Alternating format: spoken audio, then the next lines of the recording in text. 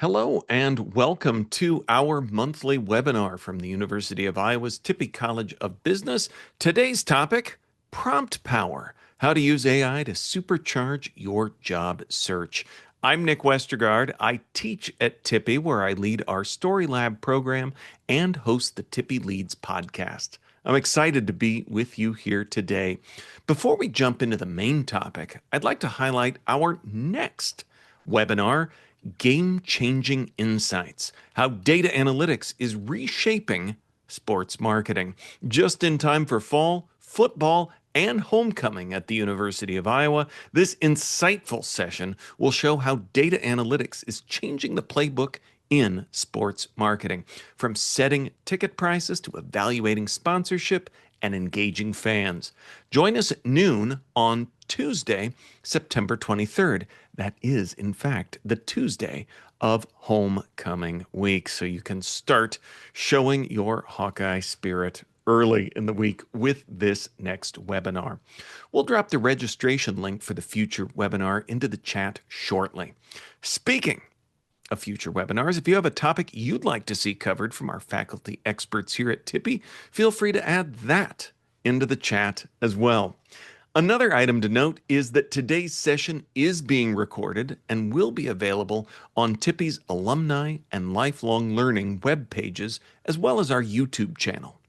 Past recordings are also available there, all of which are free and open to the public, so feel free to share this information with others.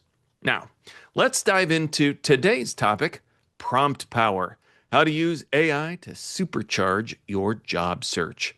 Our featured speaker today is Cindy Meis, Director of Undergraduate Career Services at the Tippie College of Business, an expert in career coaching and job search strategy. Say that 10 times fast.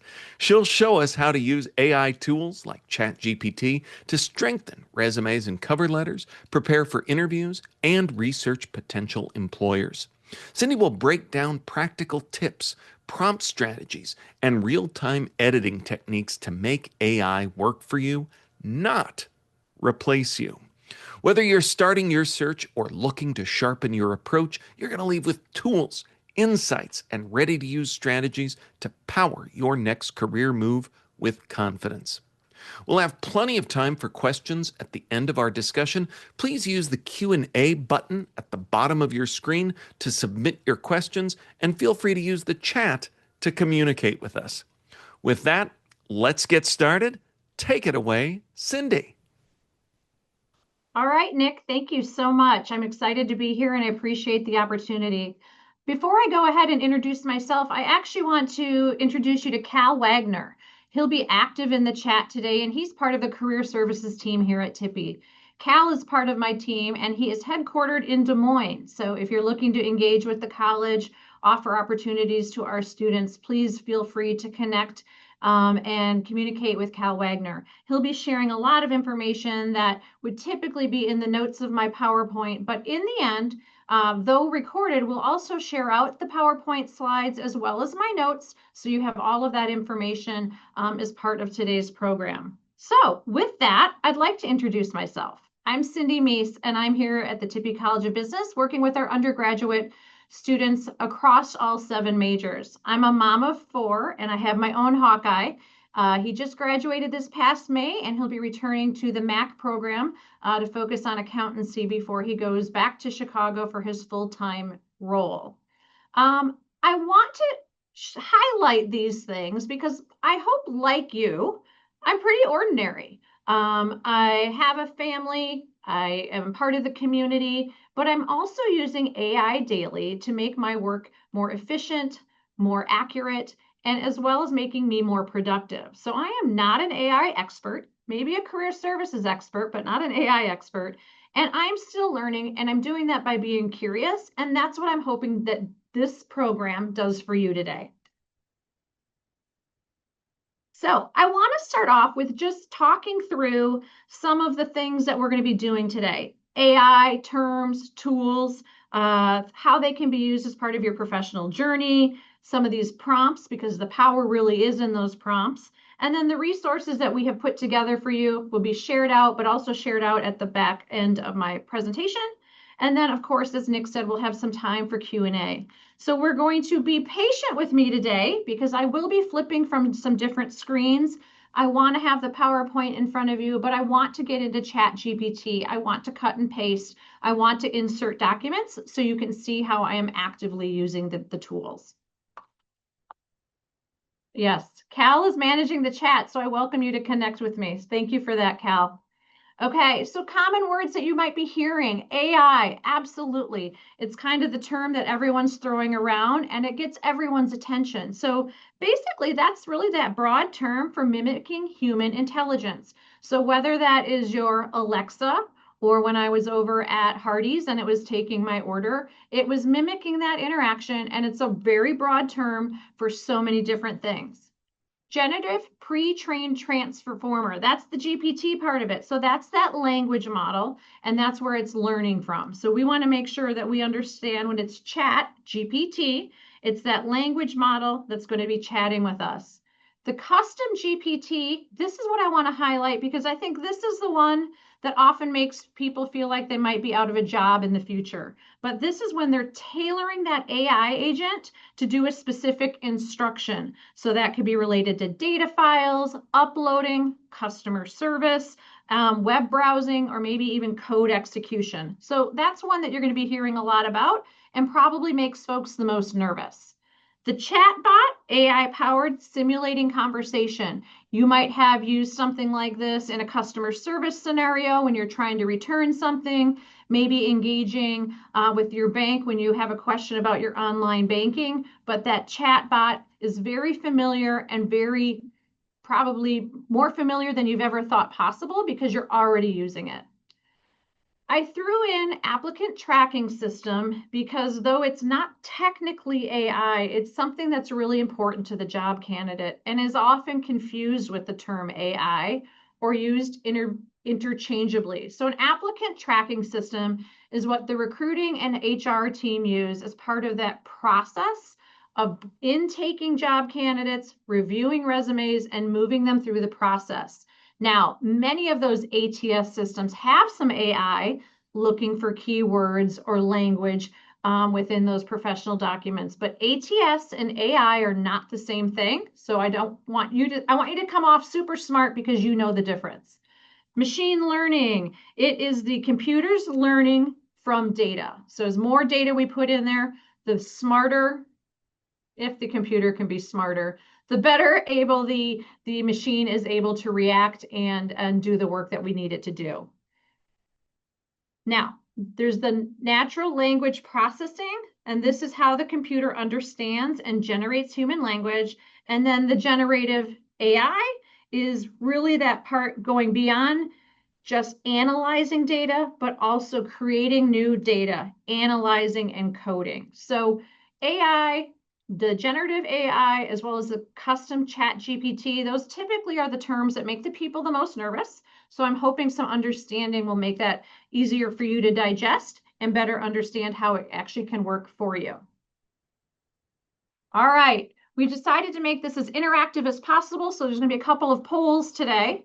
One of them is right now, so feel free to click on your answer. But what percentage of employers are currently using AI in their hiring processes? It will be hard, but I'm going to pause and stop talking for just a second.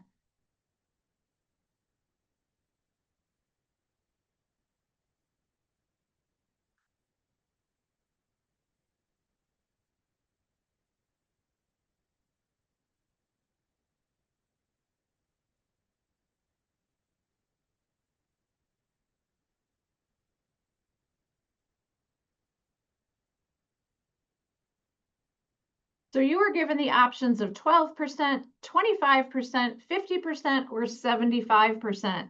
And the answer is 50%. And that comes into play, as I described, with those applicant tracking systems. So most of you are guessing 75%. It's slightly lower than that. So that's maybe a good thing, but we're on the way to that 75%. And those applicant tracking systems are probably the most common way they're incorporating AI. One area I do want to touch on is the AI involved in the interview process. So more and more organizations are doing phone screens as well as that initial interview via AI and recorded systems. So they all look a little different. Sometimes you have 3 chances to record your answer. Sometimes you have 1 chance. Sometimes you get a practice answer. Sometimes you don't. But they're using those with the AI to streamline their process and allow their teams to be more productive in the process. So there are University of Iowa uses Big Interview. Great ways to record and practice your interviewing before you have to do the real deal.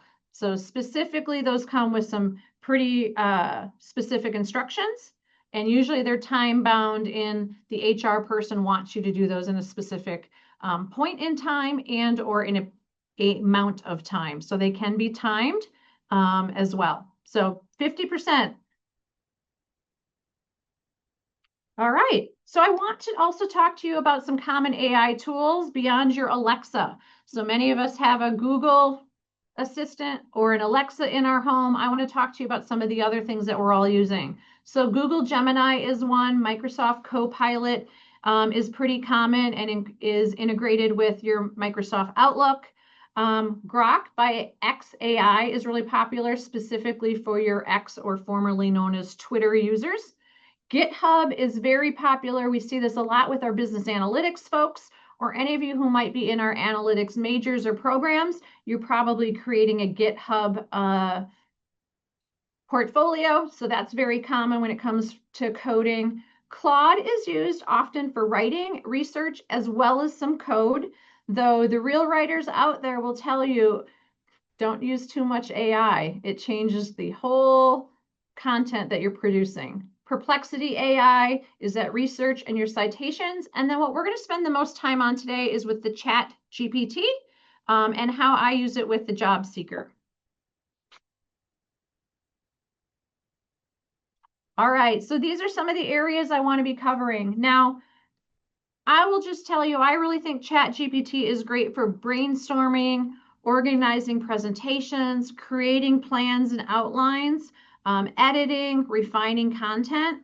And those are all things that you do as a job seeker. So ChatGPT also is really great within that professional development ecosystem.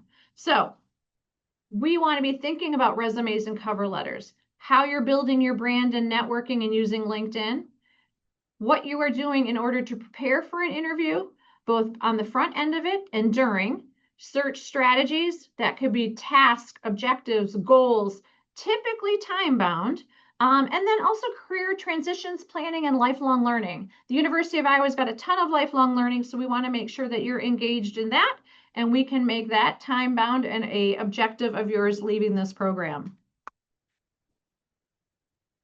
All right, we've got another poll question for everyone. On average, how many seconds does a recruiter spend scanning your resume?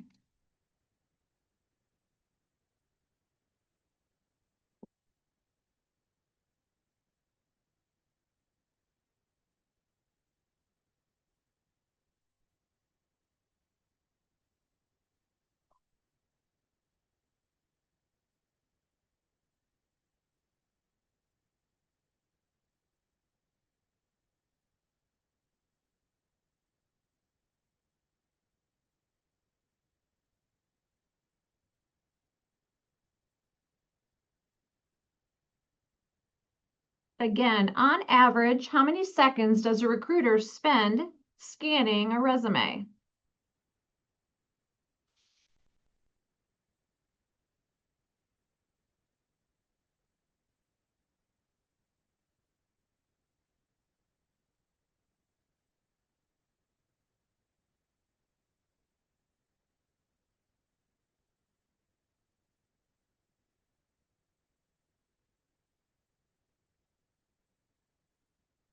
All right, I thought perhaps people are going to be very disappointed or they're going to be very happy. I wish they were looking at your resume for 30 seconds or even 15 seconds. The answer is 7 seconds. They're looking at it very quickly.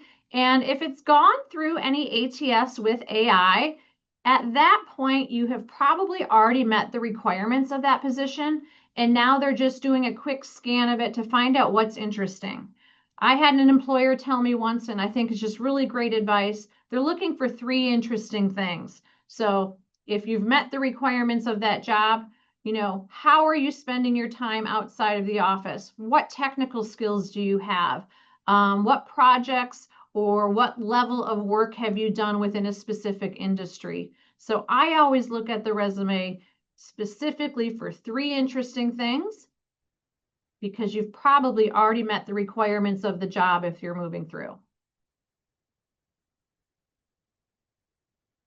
All right, so I'm going to, like I said, spend a little time talking about ChatGPT, and I want to highlight a few things, and this is where I'm going to go between screens just a little bit. First and foremost, though I have the paid version because I use it so frequently, I don't recommend that you need that as you're test driving different tools and platforms out there. So the basic version is great. Though there are some limitations related to speed, you're still going to have the storage that you want. And it's very easy for you to do. So I'm going to click and bring my screen over here. And whoops, one sec. I want to get it over to the ChatGPT.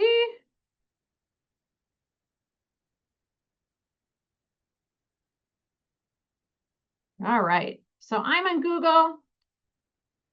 I already have it bookmarked. And also I want to show you is a few things. It's pretty straightforward. You have your chats over here on the left, and so you can keep track of the activity that you've had. You can start a new chat in the upper left, or you can simply go over to your conversation pane and begin inputting things here. I tell you to go do this. Go online, get your phone so that it can confirm that you are a user and practice using it, even if it's for something like this. So my daughter wanted to find out what our cat would look like if he had a job. So this is our rescue cat, Elfie. He's sweet and lovely, but a little passive compared to our other cats. And he likes climbing and is being curious. So this is the image that the chat generated for us. And then I wanted to know a little bit more. And it turns out he's a museum curator because he's kind and thoughtful. And he likes making sure the artifacts are just right while greeting visitors with a polite nod. So you absolutely can have fun with ChatGPT. But today we're going to focus on getting to work with it. So it's very simple. You've got a website, you've got a pane for answering or making your requests, and it does require phone verification for security, but you can use any one of your Gmails. Okay, so this is where I want to spend most of our time today because the power is in the prompts. The prompts need context. They have to be clear and specific. There's format and structure requirements. I love bullet points, so it's not uncommon for me to ask for bullet points, 3 to 4 bullet points to achieve what I am looking for. So I wanted to also give you some examples. So I might use the ChatGPT to update my bullet points on my resume. So I could drop those in there and say, update my bullet points, and it probably will do some fine work. But as we go through it, I really want to get some more information in there. So you want to be telling the system as much as you can for the better results. When they start writing things on their own, that's when things get generic. That's when people can tell you're using ChatGPT or AI to construct things. So I want you to think about not just sharing the bullets, but also how you did it, for whom, what tools do you want to be highlighted, how often did you do something. So when we look at this better prompt, it's revise the bullet points for my finance internship so they highlight my data analysis Excel skills and show measurable impact tailored to corporate finance roles for a healthcare company. So it tells the system so much more in order to produce a really great bullet point. So I'm also going to show you a before and after before we start jumping into some demos. So this is a great example. We've gone from pretty decent bullet points But as I'm looking at it as a career coach, I see they've never used the word audit, or they haven't referred to Excel in any shape or form. I don't know what kind of clients they're working with. I'm not sure what impact that this associate role did, but there was definitely accuracy and clarity, and they were doing some reporting. And then how often they were doing things. So maintaining financial records once a year is very different than doing that weekly or monthly. But ChatGPT doesn't know that unless I put the information in. Many times our data specialist here at Tippie will say garbage in, garbage out. So the prompts are so powerful. And when you become a great prompt writer, you will get really great output. So the prompt is the input that you're telling the system about what you want and what will then shape your output. So when someone says run it through AI, that's what they're talking about. They're talking about the process of inputting data for a better result. All right, now this is where it gets fun because I'm going to go between a few screens and I'm going to pull the ChatGPT over here.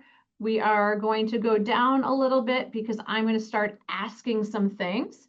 And I want to really be thinking about how you would use this as you're working through your professional path and the things that you might want to use it. So first and foremost, I have actually created a sample resume.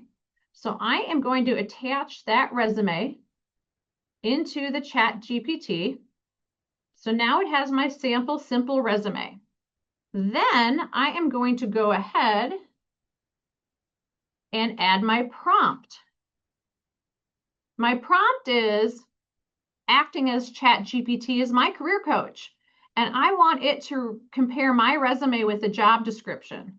So you can see here, I've left a spot to insert a job description. And so I have to go find that job description. And I pulled one simply from Aegon this morning.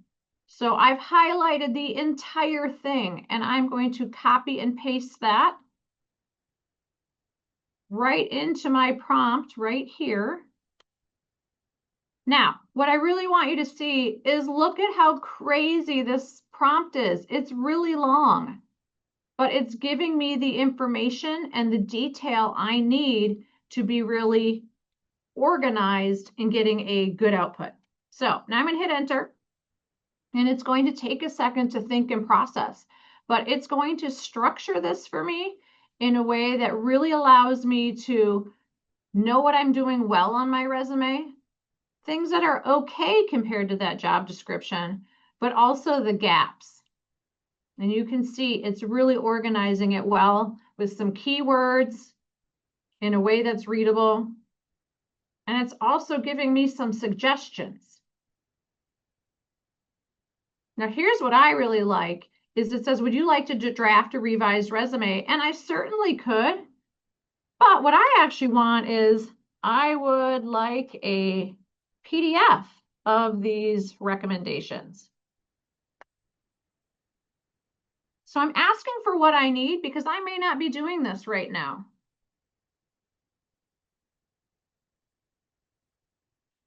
It's feeling a little stuck right now. So let's just see. There we go. So again, it's going to take a second to analyze and hopefully put this into the format that I want. It never occurred to me as I prepared for this webinar that ChatGPT could be down today or not work the way I wanted to. So I guess I'm pretty brave or a complete idiot. We'll see. It's analyzing at this point, and now it's created this PDF. So I can actually go in, resume to job, and I can continue and download it. So I have this really nice document that I can use as I'm comparing my job description and resume together. Okay, so what I did just show you is the ability to use this plus sign to add files, cutting and pasting a lot of content, and then getting an output that I can download and use later. But I also want to show you the progression. So now that I've had that job description and my resume in there, I'm going to go back and say, using my resume and job description, create a 30-second networking pitch. Let's see what it comes up with.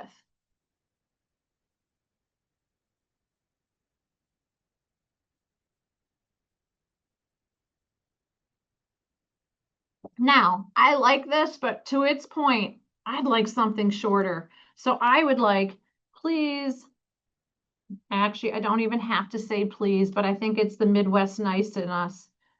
2 bullet points with my strengths.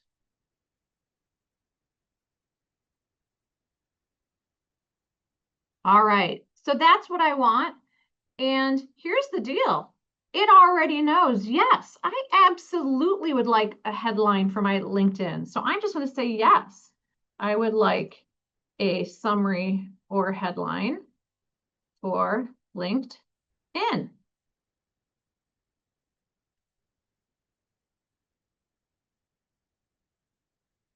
Now, what's really nice about this, it's also giving me some different options. And so I want to think about what speaks to others in my voice. It could be related to sort of an energy giver, outspoken, maybe I'm a little loud, whatever that looks like. And so thinking about how I want to present myself and my brand, is it that analytical and focused on people? But for me, I want it to be short and punchy, but people focused. So I want to refine this. So I like a little bit of what they gave me, but not everything. Great. Now, the nice thing about all of this is that I can cut and paste this into anything I want. Now, what I truly believe is important also is still writing a cover letter. And every hiring manager on here is going to tell me they don't read them anymore, but I still think they're really important, specifically if they actually make sense. So you do have to be really careful when using AI platforms to write a cover letter, because they can be complete garbage. They don't make any sense because they're just all these different words. But it will help get me started. And I really like that this one's allowing me to highlight my key skills in 3 bullet points right in the center. So it will still grab your attention. So yes, I still recommend a cover letter if that question is showing up in the chat. All right. The one last prompt I really want to make sure that you're seeing is a lot of times when I am meeting with anybody, they've worked on their resume, they're networking really well, and then they feel stuck in their job search. And here's what I will tell you. When it comes to doing a job search, it is a project, and it's a project that business folks are so good at managing, but you have to take a moment to view it as a project. It is typically got a goal. It is typically time bound. I want you to do things that are realistic and achievable to you. And also by having a plan, it allows you to put things away. And so ChatGPT is just fabulous at creating a plan for you. Resources, milestones, how you can apply your skills, gaining skills, making networks. So here's what I really want to highlight. At a glance, here is what ChatGPT is telling you based off of the sample resume and the sample job description. And so that at the end of the result, we would be able to really share out some real estate knowledge. So I am job seeking and need a game plan. Now, what I would tell you is that is a terrible prompt. It doesn't provide any context. It doesn't give any sort of goal or objective beyond the seeking. So I'm going to take this a step further and say, I am not just job seeking and need a game plan. I am a professional in See, you don't even have to spell correctly. Looking to remain in the Iowa City area, doing recruiting work for a health care company. Set up a plan for me to find a role and network over the next 3 months. Told you I couldn't spell. That's why ChatGPT is so good for me. So it breaks it down very specifically for me. Milestones by month 1, by mile 2, going into month 3. And then it can give me some ongoing support ideas. And what I love is, will it create a weekly checklist template? Yes. Yes. Please provide a checklist. Let's see what, sometimes I call her she. I don't know why. Maybe eventually I'll name her. But again, it's downloadable, something I can use, something I can update and tailor. And so I'm making this work for me. And then again, look at, I can take this, if I need a visual progress tracker, I certainly can do that as well. So you interact like with the ChatGPT as a friend, as an assistant. It allows you to upload, cut and paste, have a conversation, refine, and then also download. So those are some of the prompts that I wanted to show you today. And just get comfortable, go in there and use the AI to produce what you need in order to be successful. All right. All right, now when you're using AI, there's some things I really want you to be doing. Review for accuracy and personalized for results. And what you want to do if you're pulling statistics or sources, sometimes the chat kind of makes those things up. So you want to make sure that the sources they're providing are legitimate. If they're referring to some statistical data, making sure that is accurate, and then personalizing those results, because people will know your voice and they will read something and they'll say, well, that just doesn't sound like her. So making sure it's in your tone and your voice. So often when I ask for something that's professional, the tone is so strong, I have to redo my request and say, I need this in a more casual, energetic voice, yet still professional. Use AI to brainstorm, edit, and refine. I love to use it when I have an idea for a webinar and put in all the information and all the topics, and it will help me organize and create structure, but it's still my work. It will only do the good work I need it to if I put in as much information as possible. Now, the one thing you want to be very careful of, protecting sensitive information or information that is not yours, right? So I like to take off names or data that's really specific to the college. You need to be careful with that in general, and that's something that people are really sensitive to. So you want to be sensitive to it in how you're using and what you're also putting out there. So the don'ts: don't copy and paste without editing. It can be word garbage. It can be incorrect. You cannot trust it completely yet. So that's why it can't replace us yet. It doesn't replace critical thinking, and you shouldn't assume the things are correct. So it's a super powerful tool. It can really support what you're doing. It can make you more efficient, produce higher and better results, but there's still judgment and expertise that is required. Okay, we are honing in to the question and answer, but I still have one more question for you. What's one common reason AI generated resumes or cover letters get flagged by an applicant tracking system?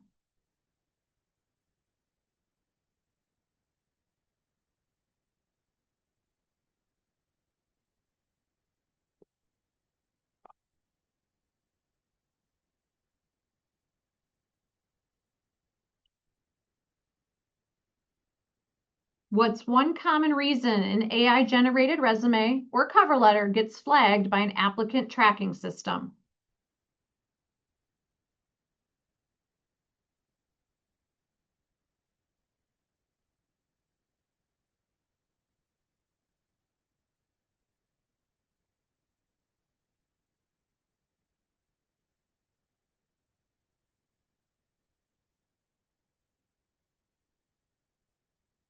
You are correct. Yes.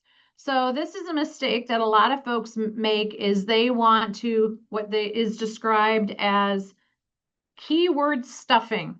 It can be in the resume, it can be in the cover letter, it can even be in those recorded interviews. Candidates are getting really worried about making that match to get through the process, and it becomes garbage. And a lot of times, the bullet points, those cover letters, are not even making sense anymore. So, use it to support and refine. It doesn't replace you. Good job, everyone. Okay, so this is exactly what I'm talking about. What AI can't replace in your job search? It's that professional presence. So showing up prepared and on time, engaging with positive body language, those things all still matter. Genuine company insight. So we're seeing this more and more. Absolutely use AI to prepare and research for a organization, but you have to still resonate with their values, their mission statement. If you're interviewing with 3M Corporation, yes, find out other products that they have other than the Post-it note, but also be prepared to talk about those other products. Demonstrating your value. This is really getting comfortable with highlighting why you can make an impact at that organization, why this organization is a fit for your background. There's that human connection that we all want and we all desire. And this is why we're actually seeing a lot of employers asking for more and more interactions with candidates. Because the resume can be matched so closely with the job description, they want to see you at a career fair. They want to meet you at a networking event. They want to know that you've had an informational interview with one of their team members. So you need to be actively participating, and then that judgment and adaptability, right? Like that matters when you are reading the room or communicating and adjusting based off of maybe an unexpected question. So there's all of these things that cannot be replaced with AI. So it can help you be a more prepared candidate. It can help you refine your documents. It can help you hone in on strengths or identify gaps. But bottom line is your common sense matters. Now, I want to highlight some of the resources that I use today. So first and foremost, chatgpt.com, very easy to get to, very easy to sign up for. And then if you like to do some of the fun things, it's very easy to get on your mobile device so you can make your pets into people. We really like Hiring Cafe. It uses AI to extract and leverage advanced filters. So it's a really great platform for job searching, both internships and full-time. You can save some of those searches, and it's sort of getting more and more traction right along with your LinkedIn and your Indeed type platforms. Jobscan.co. Yes, this is not a typo. It's .co. It allows you to upload your resume as well as a job description and put them next to each other. And you can use that, I believe, up to 5 times for free. So as you are applying to that dream job, definitely use a tool like that to hone and refine your resume. I use this Career Coach GPT book. It didn't have as much maybe AI information as I wanted, but there are some really great prompts in there related to resume, cover letters, and interview, as well as overall job success. And frankly, Jeremy's one of the only people out there doing it. He comes up fairly often in our career conferences and in his own webinars, so it is still a great quick read. It's pretty thin, so it's a great book for you to consider. And then after the event, like I said, we will be sharing out not only this PowerPoint, but I've created a document for you with some really, I think, strong sample prompts that you can then sort of elevate and add in the context or adjectives related to you. So it'll cover things like resume and cover letter, the networking and the LinkedIn, your pitch and how you share out your value proposition, those career transitions, as well as that job search. And then the University of Iowa, the Tippie College of Business, we're really focused on lifelong learning. So to Nick's point, if there is something we should be doing or you want more on a specific topic, we welcome your suggestions. There will be a survey, and these are the things that we really want to make sure we're highlighting in terms of resources. We want to be really transparent and making sure that you get what you need. So I get to take a little bit of a breath. I know that Nick got some questions prior to the webinar, and if there's things that you want to put into the Q&A, I think you prefer Q&A versus the chat, Nick, but I will let you moderate. That's correct. Well, thank you so much, Cindy. This was a fantastic overview. We've had some questions submitted ahead of time, but again, we want to hear from you. So if you've got a question for Cindy, drop it into that Q&A feature right down below. It's that question mark in the toolbar. That makes it easier for us to sort through. But to give you time to add some there, I wanted to add that Tippie's focus on AI doesn't end with today's webinar. Our upcoming season of our podcast, Tippie Leads, will focus on AI at work, and we'd love to hear from you there as well. So if you're a Tippie alum doing interesting things with AI, please email me at nick-westergaard, that's Westergaard with two A's, at uiowa.edu. I'd love to hear more. Now let's get to the Q&A. So Dylan asks, when being specific in the prompt, how do you work around it if the information, how do you work around it if the information the model is pulling is not exactly correct? Would it be best to type a long explanation explaining the landscape? Are there any other options with ChatGPT when it is not producing an output that is perfectly relevant to what you want? That's a great question. And so this is why I really love a long prompt is sometimes I've actually had to ask the question two or three times. It may not understand the person or the perception of like, hey, I'm actually the person running the meeting versus showing up at the meeting with an agenda. So I think any context you can provide it, if you can identify competencies or a website, putting that information will help you get there, and having that conversation with it to say like, this isn't exactly what I'm looking for. I need something that's more scientific. I need something that's really focused on analytics. I need something that is specific to healthcare like this.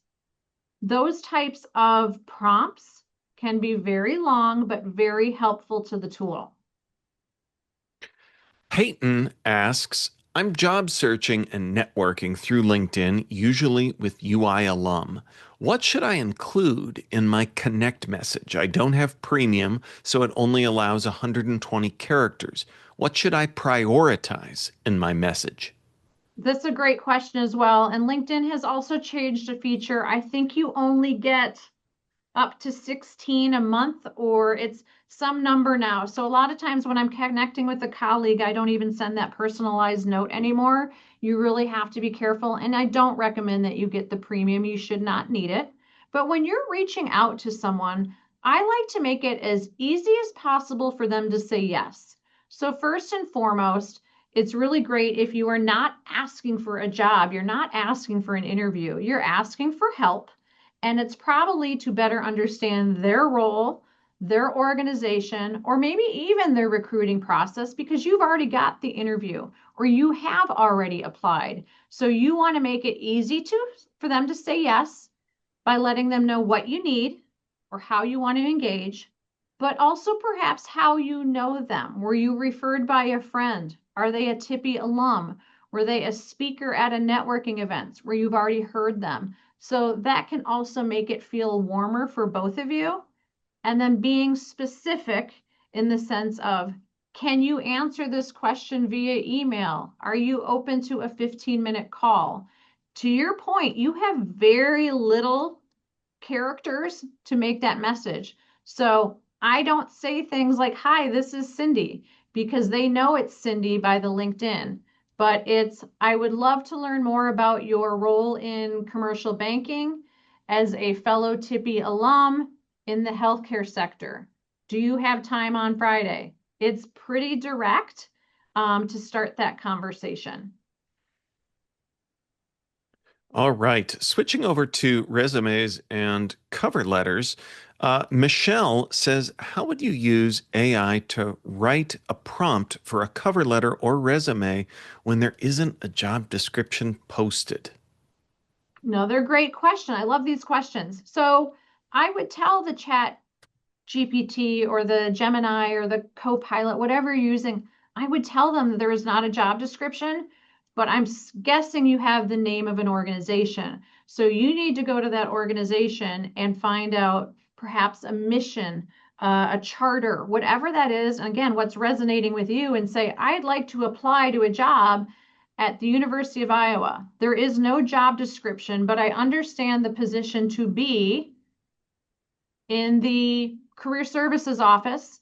And I know something that's very important to them is being an information source, working with undergrads, and providing focused and unique support.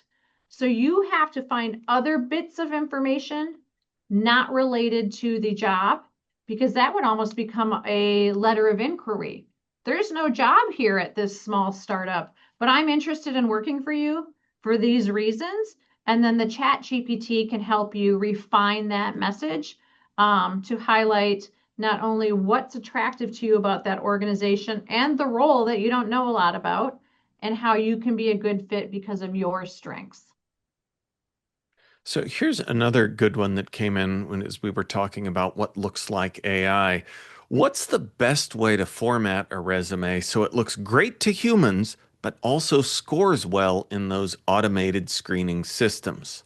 Well, and so I also saw in the Q&A at one point, I was pulling up some PDFs while I was working on this, and someone asked about Word documents.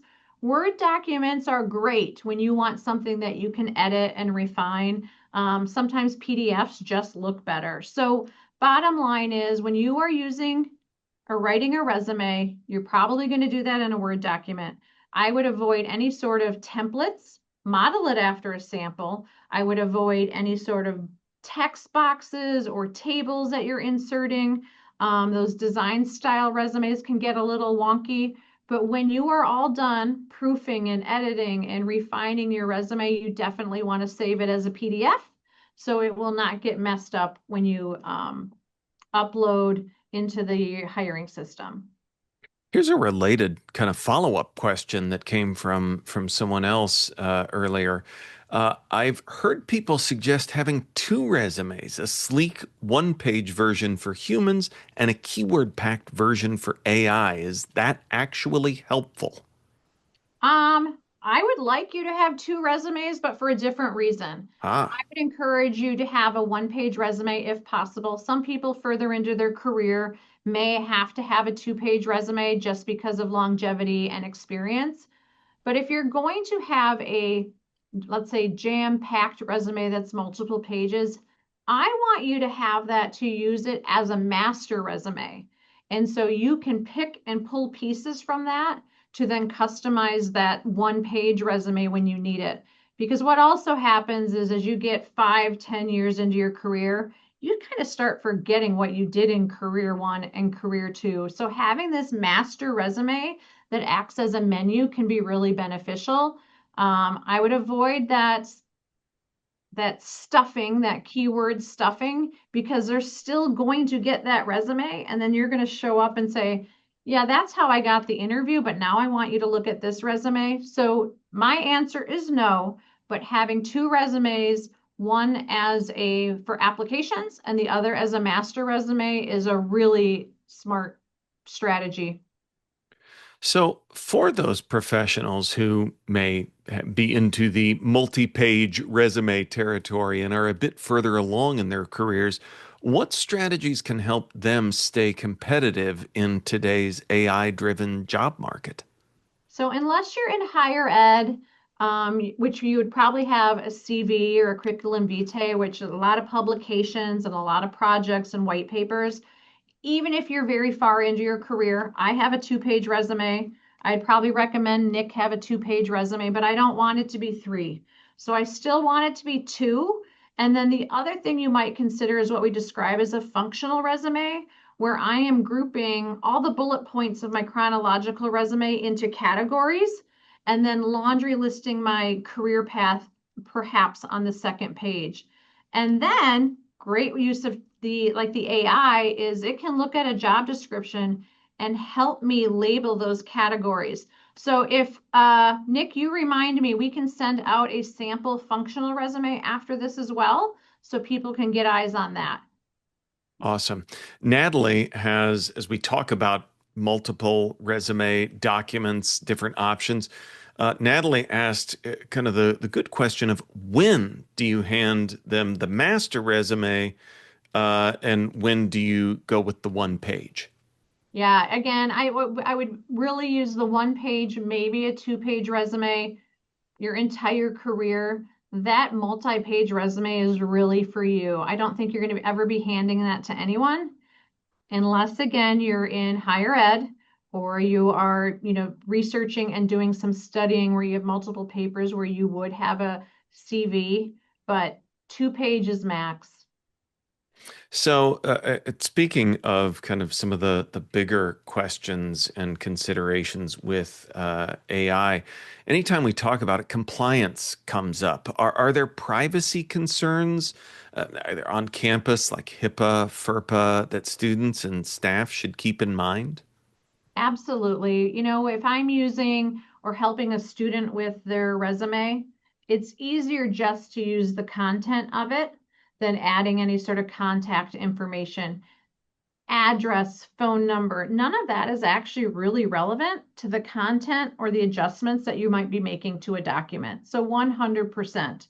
I think students should also be careful, and their faculty and instructors would be really helpful in this. If you're working on a project, you might be signing an NDA, so a non-disclosure agreement. You might be getting data sets from an organization to complete that project. So what the parameters and the requirements are should be discussed with your professor.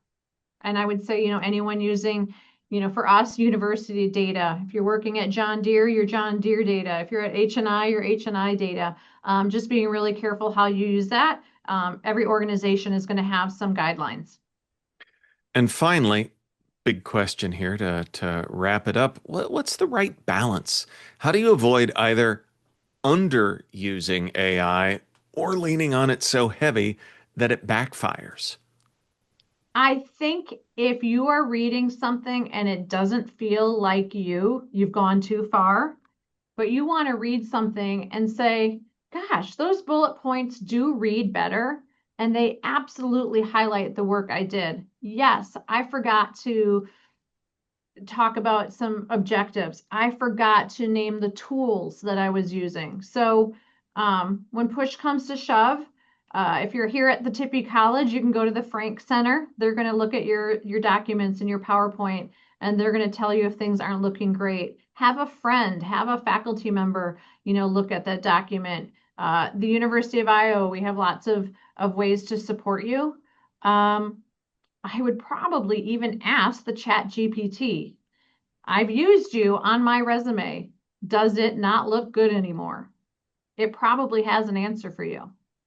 Wow, that is a great point. So many powerful ideas and practical applications. Big thanks to Cindy for today's excellent discussion, demo, and we deeply appreciate your insights. Just a reminder to our viewers, this webinar has been recorded and will be available on the Tippie Alumni Resources and Lifelong Learning pages, as well as our YouTube channel. Right after the webinar, a brief survey will appear in your browser. Please take a moment to share your feedback to help us enhance our future webinars and lifelong learning programming. Speaking of which, don't forget, just in time for homecoming, next month's webinar, Game-Changing Insights, How Data Analytics is Reshaping Sports Marketing, a practical session on turning data into a winning strategy. It's coming up on Tuesday, September 23rd at noon. The sign up link is in the chat. On behalf of everyone at Tippie, thanks for joining us and go Hawks.